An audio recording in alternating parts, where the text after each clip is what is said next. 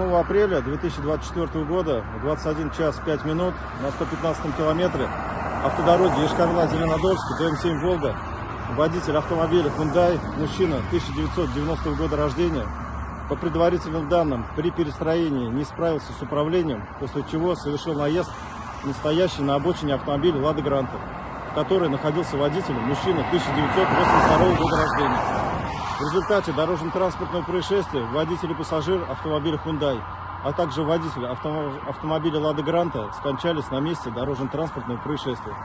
На месте ДТП работают сотрудники госавтоинспекции. Обстоятельства ДТП уточняются. Госавтоинспекция МВД по Республике Татарстан призывает всех участников дорожного движения неукоснительно соблюдать правила дорожного движения.